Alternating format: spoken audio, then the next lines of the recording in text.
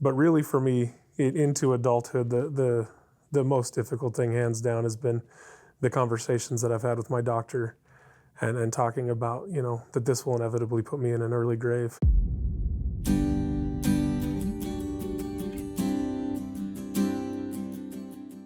Being overweight sucks, because I was teased a lot. But I had one bully in particular, and he always had a way of saying that one thing or really being able to get under my skin. He was always super witty. It was horrible. I distinctly remember he came up and he called me Derek Ausseresses, and it was a good one, okay? And ultimately it made my friends laugh, and that's what upset me the most, is because usually my friends would stick up for me, but everybody had a good chuckle. He starts running, and I take out after him.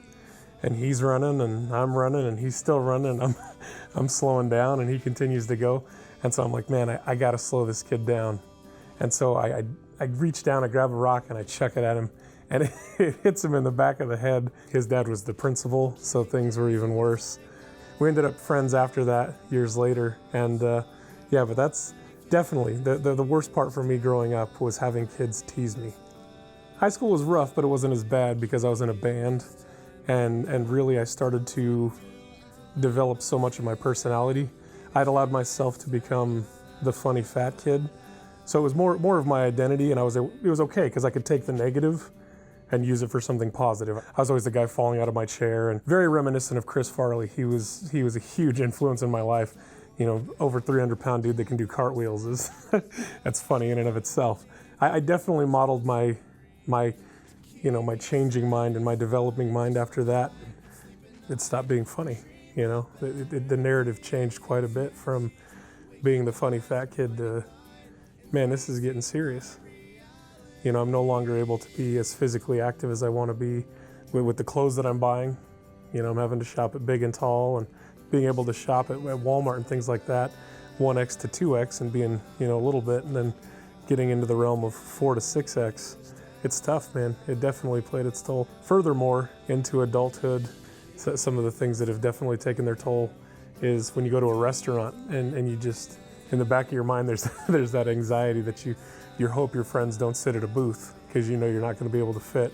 But really for me, into adulthood, the most difficult thing, hands down, has been the conversations that I've had with my doctor and talking about, that this will inevitably put me in an early grave. The things with my health, being pre-diabetic, taking high blood pressure medication. Mentally, it's taken its toll. And that's kind of the pattern that you put yourself in. As you continue to put more and more weight on, you start to think less and less of yourself.